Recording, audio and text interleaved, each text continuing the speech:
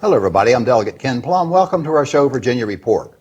In addition to our television show, we also have an electronic e-newsletter coming out each Wednesday morning. If you'd like to subscribe to our electronic newsletter, I invite you to go to my website, www.kenplum.com, and you can just click on the buttons to subscribe. We'll have some commentary for you each week on issues of importance to state government, but we'll also have a very comprehensive calendar of civic activities going on in our broader community of Reston. Thank you for being with us tonight. We're delighted to have as guests representatives from the Federation of the Blind. We have with us John Bailey, who's with the Fairfax chapter, and we have with us also Tracy Soforenko. Close? Yes, perfect. Okay. We're glad to have you from the Potomac chapter of the National Federation of the Blind. Gentlemen, greetings. Thanks very much. Welcome. Thanks for having us here. Sure. Issues of the blind. Tell us a little bit about what one faces in society as a person of blind. So the National Federation of the Blind is the largest and oldest membership organization of the blind, and the largest challenge of blindness is public perceptions. People perceive that blind people are not capable of doing the everyday jobs or activities, whether it's working, membership, or active participation in the community, doing basic things that everyone else does in life. People, because they are unfamiliar, and blindness is a low incidence challenge, they believe that as a result, blind people can't do this. In the National Federation of the Blind, we've realized that blindness, if with proper training and opportunity, can be reduced to a mere nuisance. And we believe that it is respectable to be blind, and we support blind people in self-confidence so that they can face those public attitudes and be able to succeed. John, Tracy indicates that blind is a relatively low incident situation. Can you talk a little bit about the level of incidence? Well, the latest number I had from the Department for the Blind and Vision Impaired in the state of Virginia is there's 23,000 legally blind citizens in the state of Virginia. And if you think from personal experience, how many blind people with a cane, do you actually know personally? In my life, I'm usually the first one. And as far as I know in my company, I'm the only second person in the company who has a visual impairment. There's a lot of misunderstandings about blindness, and as Tracy said, the NFB was formed to overcome these misconceptions, to enlighten, basically, to make a level ground, and it's really important, especially when it comes to literacy for the blind. Mm-hmm. Well, as you indicate, while not many people know someone who is blind, the best representation of the capabilities of blind people is to get to know someone who is blind. I don't find blind persons that I'm aware of that aren't actively engaged in their community, in the workforce and otherwise. Certainly there are. So what we observe is that there are lots of blind people who are actively engaged in their community, and then there are those who are still learning and adapting to blindness and are less engaged in their community and are concerned about their ability as they are losing vision to be able to do the same set of things they've always been able to do, whether it's work or responsibilities in their family or within their community or just having fun. Through role models and effective coaching and mentoring, we help blind people be out in the community, working to both advocate for issues that are important for blind people, whether it's working with seniors, working with working age adults, or working with students and young people to try to have them both understand their own perceptions of blindness, but also to be out there just doing stuff within their communities. For their own self-fulfillment. Right. So Exactly. living life. Yeah. Now, John, forgive my ignorance, but I don't know the answer to this, and you can help me and my viewers understand. In the incidence of blindness, are these folks who are born blind, or do they become blind, or how does that break out in terms of numbers? There are many, many reasons for blindness, and blindness can happen. Now, when I say blindness, I mean a visual impairment that causes you to have to do things differently. For example, if you cannot read print because of some visual problem, and you cannot keep up and you need to find an alternative method, in our organization, that's considered blind. Also, if for transportation, if you cannot drive and you have to use public transportation because of vision issues, we use that umbrella term blindness because we're all working for the same thing, which is acceptance, education, and fellowship. Now, as you asked, basically the numbers are that if you have 10 legally blind people, 8 of them will have some form of light perception, whether it's a central vision such as retinitis pigmentosa or macular degeneration, which I'm sure a lot of your elderly constituents are going through now, where they lose parts of their central vision in reading and driving and they have to give up. That's always, I'm sure that must be very traumatic for them. It's only 2 out of that 10 who are totally blind. So when we talk about blindness, and it was one of the first misconceptions I had, I thought blind meant stone blind, not light receiving at all.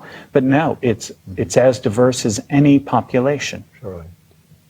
You mentioned earlier that Braille literacy is a major problem. Talk a little bit about Braille. Now, I noticed, for example, Tracy, that you've got your notes with you here today. And while you're talking, you're reading. Correct. Yeah. So John's going to talk about the challenges of Braille literacy. Yes, there's one statistics. I know, Delegate Plum, you were very active in the school system as a school board member several years ago, so I'm sure literacy in general is something that's very important to you. If you went to parents today, doesn't matter if the child has sight, and said, well, we want you to stop reading. We don't want you to learn print. We want you to use audio.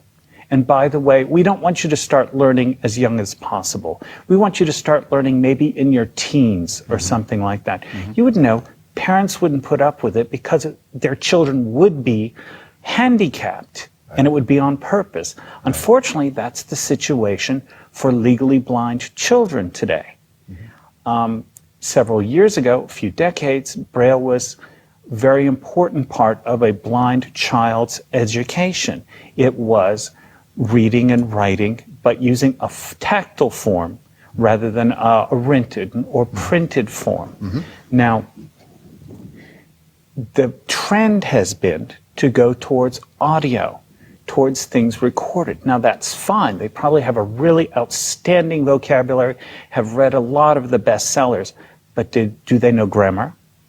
Can they spell? Can they punctuate? And if you don't know that, how are you going to find a job? So the National Federation of Blind, definitely on the state level. By the way, our website is www.nfbv.org for National Federation of the Blind of Virginia. We have program after program trying to raise the visibility of literacy, pardon the pun, to parents and to educators to let them know that there is basically a lost generation. It's hard enough to find a job, to get employment. I think, did I mention that less than half of all legally blind high school students graduate?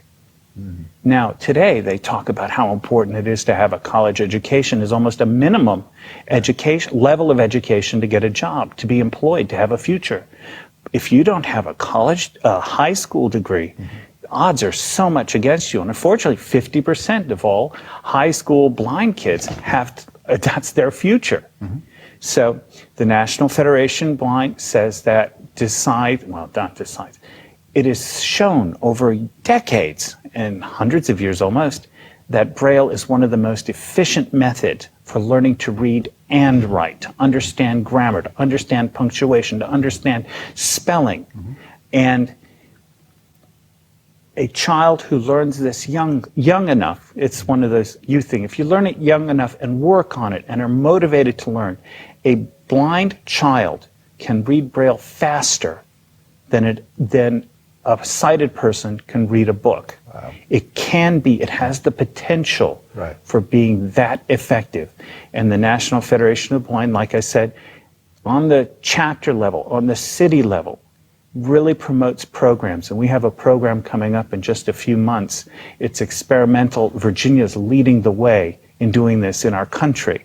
And it's a program to introduce young blind people below the age of 14, really young, those who could be most influenced by positive role models and information, that Braille is a useful not just for school, but for getting organized, for finding your way around, for telephone numbers, all that. And there's no shame in it. Right. And you will actually can do better than your sighted peers.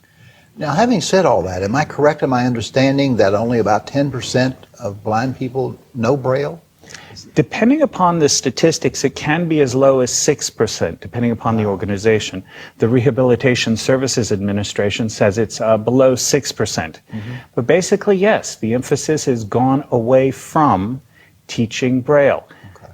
The one many people cite, children moving into the mainstream, where they go to regular schools. They used to go to schools for the blind. Right. And they had teachers who knew these skills, not just the regular reading and writing and math, but also Braille, also mobility for blind people, how blind people can get around comfortably, safely with a cane. Now, when they go to mainstream, teachers are busy enough already. Do they have to teach Braille? Do teachers really want to promote Braille? Do teachers understand how important Braille can be? And so there's been quite a drop-off. It went from over 50%, I think, 4 decades ago, to 6%, and it's not looking very good. And how that ties, Ken, to, essentially, if it is estimated that 70% of blind people are either unemployed or underemployed.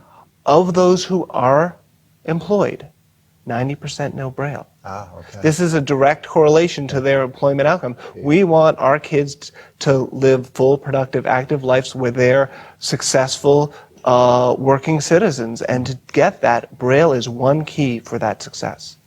And what the National Federation of the Blind then is doing with this introductory program to younger people is to try to, again, broaden the range of people who have access to Braille training.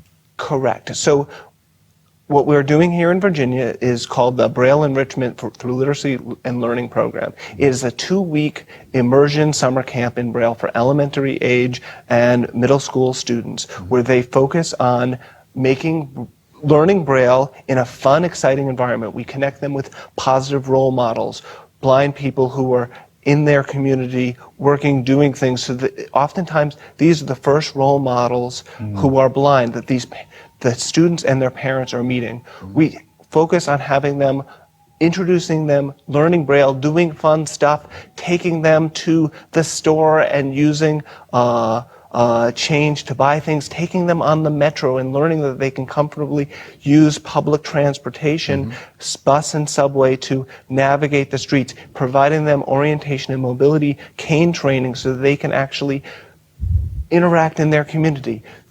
We went to a local Walgreens and we had such a blast with these kids who were coming in with their coins and buying a candy bar for themselves.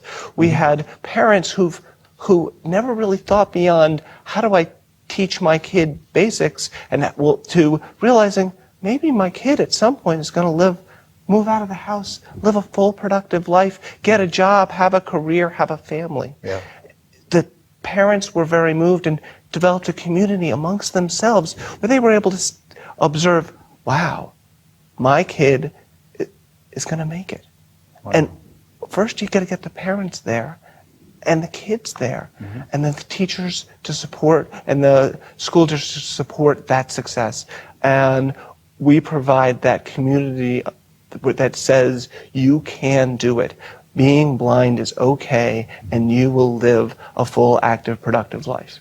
Now, are the dates set and locations set for the event coming? Correct. So the dates are starting Monday, the 11th of July, for 2 weeks. It is going to be at the Lion Village Community Center in Arlington, Virginia, about 3 or 4 blocks from the Clarendon Metro Station in Arlington. Okay. And as well, we have a second program starting 2 or 3 weeks later in Virginia Beach.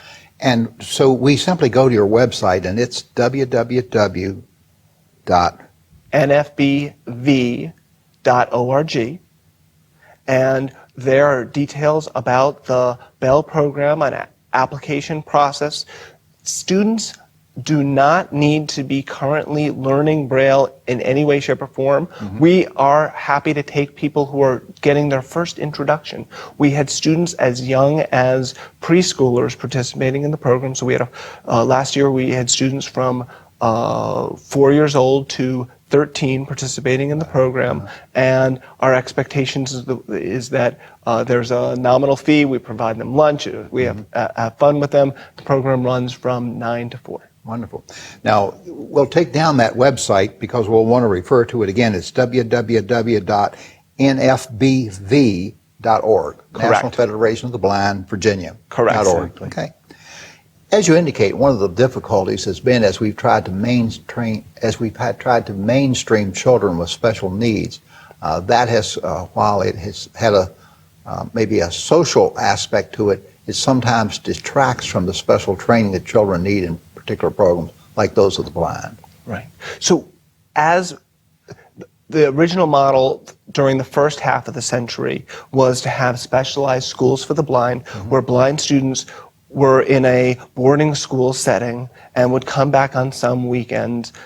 The model has shifted in the 1950s to moving to schools where students are blind students, visually impaired students are in their local communities, participating with their local schools, being with their family.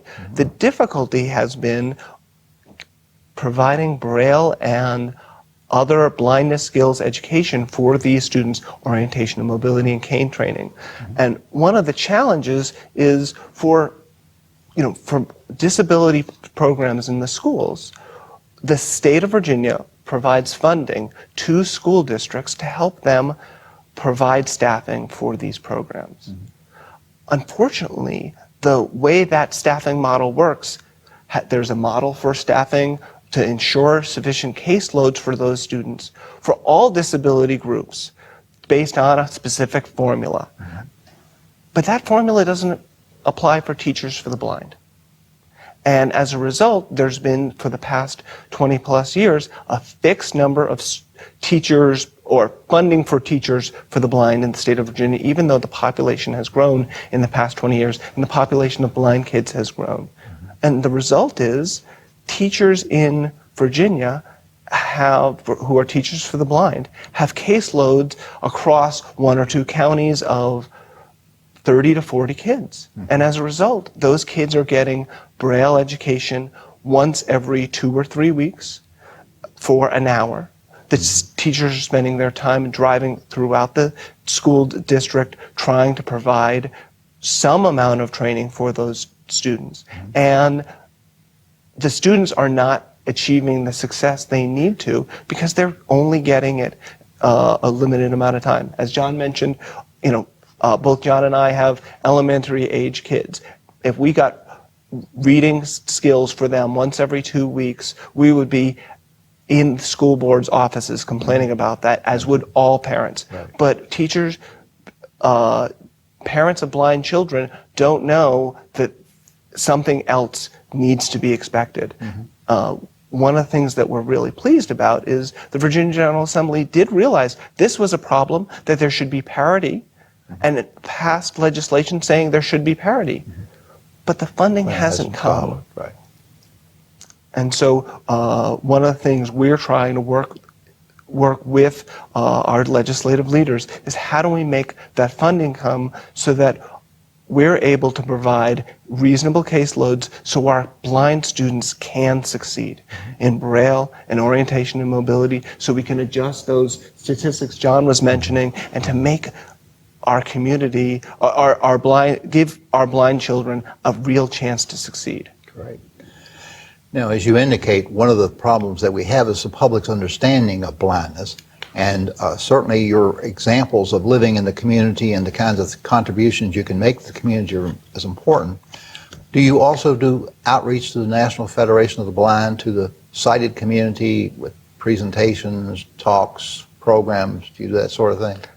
Absolutely. So everything from, so during the month of October, we focus specific programs in the community, which we call Meet the Blind Month, where we're out in the community. I know John and I have talked here to a Reston Boy Scout troop probably 2 years ago. We're in school groups talking about Braille, trying to teach how blind people travel, and to show that they're just members of the community who use a set of alternative techniques. We do a lot of outreach to seniors. John, I think you recently did a transportation fair for people as well, trying to share details about transportation options for blind people and for people struggling with how do they use alternative approach. You want to tell us about that? Sure. Yeah, the Fairfax chapter of the National Federation of the Blind, which meets the third Thursday of the month in Fairfax City, we in January had a program, several hours, and it was really resonated with the blindness community. We've talked about employment, we've talked about literacy. Well, having a job is great, but how do you get there if you're blind and you don't drive? Now, for every area, transportation is always a challenge, and it's, even though we have some of the best public transportation in Northern Virginia, it still can be a great challenge. So we invited many of our we are the clients, many of the service providers from Metro, and we met and we had the best exchange where people could ask one-on-one with the transportation providers, how do I do this? How do we arrange this? And it's something every time we have an event like this, we had one on employment, we have had one on transportation, we had one just on general resources in the community. Those with diabetes have eye problems, just those who are aging have vision problems. It's like, I didn't know there was out there. And it's one of our biggest services I think we do to the community. And we're not a government agency. We don't get any government money. We're a nonprofit. And is just getting the word out there, and when people discover these resources that they didn't know were there, it's really great, especially with parents with children. They have so many normal frustrations of being a parent, but then to have a child with a disability and wondering about the future. I had a parent say to me once, just in it, what will happen to my son when I die? A parent really shouldn't have to worry about, especially about blindness. There's so many alternatives. Now, speaking of alternatives, you have a technology example with you today. Can you tell us a little bit about what that machine is that you have? Well, this is basically a PDA, a computer for the blind. And this is basically a very specialized piece of equipment. Because I work in the computer industry, I work for a company and I help develop software tools for the war against terror. So I have to be very technologically with it, have lots of books with me and do research and all that. So I have this very specialized piece of equipment which is designed specifically for blind people. Now you notice this is the keyboard. It's laid out like Perkins Braille. You may have heard of one of those. It's actually a Braille typewriter. Well, it's the way the keyboards are laid out. For example, this is the letter A, this is the letter B. What makes this very special is on the very bottom it has something called a refreshable Braille display. It literally, as you move from line to line or page to page, the dots change. And you're able to read silently. I learned Braille when I was 40, and I'm still never proficient enough. But Braille for pleasure reading or reading to my children is very nice. And so you actually read across the bottom of that by the Braille indicators. Yes. If turning it on, I don't need to turn it on. But basically is by taking your finger and running your finger across it as it's little pins that move up and down. As the pins move across your finger, after you've learned the Braille code, you get proficient enough that all of a sudden, like reading, when you look at a word, you don't go, that's the letter E, this is the word. It comes to you, and when you really reach proficiency, that's when Braille is just like reading. And it really was a pleasure to be able to actually read something without having to struggle to see it. You talked about your work with sighted community and having them develop an understanding of blindness and so on. Do you also have support groups and so on for members of the blind community? Absolutely. So the Potomac chapter, which covers Arlington, Alexandria, and Falls Church, is the chapter I run. We meet on the second Thursday of every month in Arlington, Virginia, just 2 blocks from the Virginia Square Metro station on Metro's Orange Line. Sure. In those meetings, we include, as well in the Fairfax chapter meetings, we include a discussion of NFB philosophy, trying to work on that positive perception of blindness, working to support our members. This past weekend, we held a cooking class where we had 12 people working on how to use alternative blindness techniques for cooking meals, learning from each other to learn what are the capabilities and what are the skills and approaches we use to host a dinner for others and make meals, whether it's using Braille or technologies for reading a cookbook to alternative means by which to tell whether the chicken's done and talking timers and other things. Just a fun time. But in addition, it also just builds community. In the process, we had a lot of laughs and a good time. Sure. And Tracy, we're going to have to leave it there because as educational as your discussion has been, our time has arrived. So we want to thank you for being with us, Tracy and John both.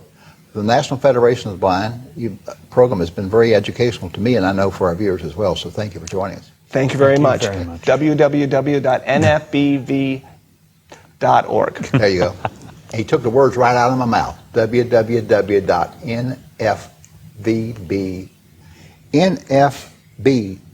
National Federation of the Blind, Virginia.org. Thank you for being with us on Virginia Report tonight, and I hope you'll join us next week at the same time. This is Delegate Ken Plum. Good night.